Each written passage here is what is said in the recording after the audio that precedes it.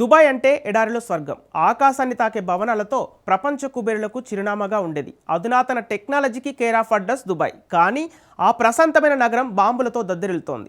ఇప్పుడు ఎక్కడి నుంచి బాంబుల వర్షం కురుస్తుందో తెలియని పరిస్థితి నెలకొంది. ఇరాన్ అమెరికా యుద్ధం దుబాయ్ భవితవ్యాన్ని ప్రశ్నార్థకంగా మారుస్తుంది. అల్ట్రా రిచ్ ఫ్యామిలీలు ఎడారి స్వర్గాన్ని వీడుతున్నారు. లక్షలాది మంది కార్మికులు మాత్రం హడలెత్తుతున్నారు. ఇప్పుడు దుబాయ్కు వెన్నెముకగా ఉన్న బ్యాంకులు కూడా తమ కార్యాలను మూసేస్తున్నాయి. అసలు దుబాయ్ను ఇరాన్ టార్గెట్ ఎందుకు చేస్తోంది? దుబాయ్ మోడల్ ఫెయిల్ అయితే గల్ఫ్ దేశాల పరిస్థితి ఏంటి? పశ్చిమాసియాను కుదిపేస్తున్న యుద్ధంలో దుబాయ్ పరిస్థితిపై స్పెషల్ స్టోరీ. ఎడారి స్వర్గం నరకంగా మారుతోందా? ట్రంప్ యుద్ధం దుబాయ్కి శాపమైందా? ఎమిరేట్స్ దుబాయ్ మళ్లీ కోలుకుంటుందా? గల్ఫ్ దేశాల్లో దుబాయ్ ఓ ప్రశాంతమైన ఓయాసిస్లో ఉండేది.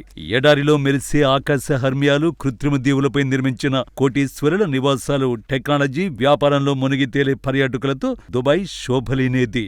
ఒక రకంగా చెప్పాలంటే ఎడారిలో స్వర్గం దుబాయ్. కానీ ఇప్పుడు ఈ స్వర్గం నరకంలా మారుతోంది. ప్రస్తుతం దుబాయ్ యుద్ధ క్షేత్రాన్ని తలపిస్తోంది.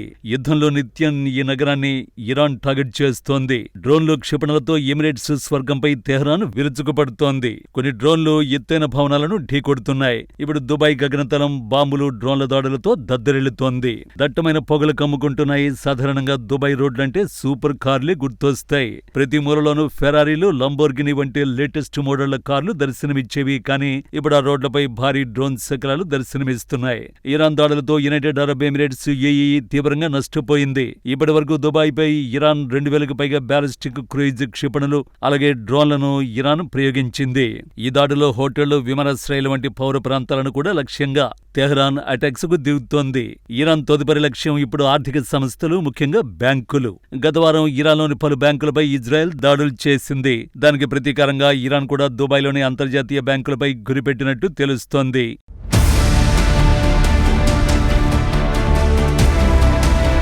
ఇజ్రాయెల్ దాడులకు ప్రతీకారంగా గల్ఫ్ దేశాలని బ్యాంకింగ్ కార్యాలయాలను లక్ష్యంగా చేసుకోవాలని ఇరాన్ ప్లాన్ చేస్తోంది.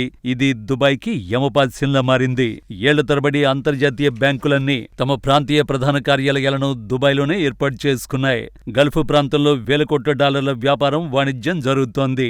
అందుకే బహుళజాతి బ్యాంకులన్నింటికీ దుబాయ్ కీలక కేంద్రంగా మారింది. కానీ ఇప్పుడు ఈ బ్యాంకులన్నీ పునరాలోచనల్లో పడిపోయాయి. సిటీ బ్యాంక్ ఇప్పటికే తన ఉద్యోగులను దుబాయ్ కార్యాలయం నుంచి ఖాళీ చేయమని కోరింది. ఇంటి నుంచే పనిచేయాలని ఆదేశించింది. స్టాండర్డ్ చార్టర్డ్ కూడా అదే బాటలో పయనిస్తోంది.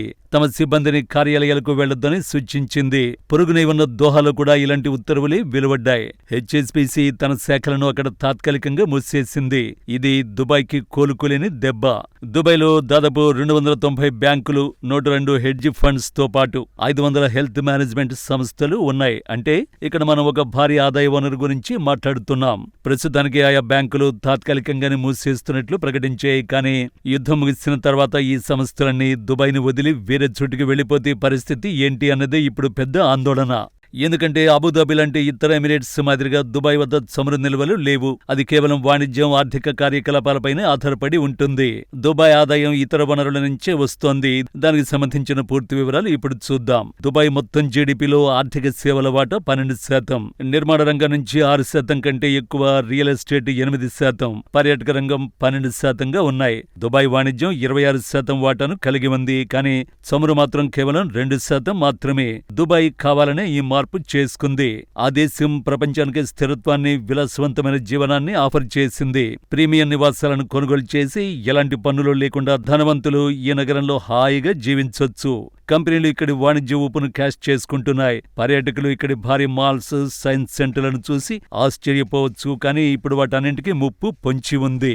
వేల సంఖ్యలో ఉన్న రిచ్ ఫ్యామిలీలు ఇప్పటికే దుబాయ్ వదిలి పారిపోయాయి. ప్రస్తుతం కేవలం వలస కార్మికులు మాత్రమే ఉన్నారు. భారత్, నేపాల్, పాకిస్తాన్ దేశాల నుంచి వచ్చిన లక్షల మంది కార్మికులు అక్కడే ఉండిపోయారు. వీరు దుబాయ్లో క్యాబ్లు నడిపారు, నిత్యావసరాలు డెలివరీ చేశారు, భారీ భవనాలను నిర్మించారు. కానీ ఇప్పుడు ఈ నగరాన్ని వదిలి వెళ్లడానికి వారికి అవకాశం లేకుండా పోయింది. అయితే దుబాయ్ మళ్లీ పూర్వ వైభవాన్ని దక్కించుకోగలదా?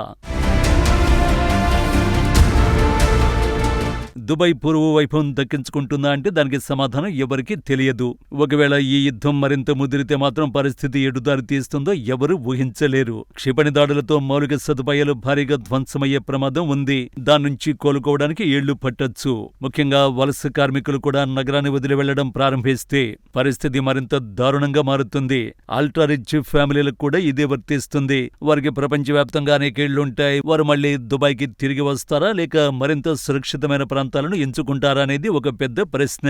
చాలా వరకు ఈ యుద్ధం ఎలా ముగుస్తుందనే దానిపైనే అంతా ఆధారపడి ఉంటుంది. గల్ఫ్ దేశాలపై దాడులు చేయడంతో ఇరాన్ ఆందోళనలు సృష్టించింది. ఒకసారి దాడులు చేయగలిగారంటే వారు మళ్లీ ఎప్పుడైనా చేయగలరు. అందుకే ఈ యుద్ధం ముగియడం అత్యంత కీలకం. ఒకవేళ శాశ్వత శాంతి ఒప్పందం కుదిరితే దుబాయ్ నెమ్మదిగా పుంజుకోవచ్చు. కానీ గత జూన్లో మనం చూసినట్లుగా యుద్ధం ముగుస్తుందో లేదో చెప్పలేని పరిస్థితి నెలకొంది. ఏది ఏమైనా ఒకటి మాత్రం స్పష్టంగా చెప్పొచ్చు. ఈ యుద్ధం పశ్చిమాసియా అంచనాలు తలకిందులు చేసింది. చమురు తర్వాత అభివృద్ధికి దుబాయ్నే ఒక ఆదర్శవంతమైన మోడల్గా చాలా గల్ఫ్ దేశాలు భావించాయి. దుబాయ్ విజయాన్ని దోహా, జెడ్డా, రియాద్ నగరాల్లో పునరావృతం చేయాలని కలలుగన్నారు. కానీ దుబాయ్ మోడలే విఫలమైతే మరి వారి వద్ద ఉన్న ప్లాన్ బి ఏంటి అన్నది మాత్రం ఎవరికీ తెలియడం లేదు. పశ్చిమాసియాలో ప్రస్తుతం ఇరాన్, అమెరికా మధ్య జరుగుతున్న యుద్ధం ముగింపే దుబాయ్ భవితవ్యాన్ని నిర్ణయించనుంది.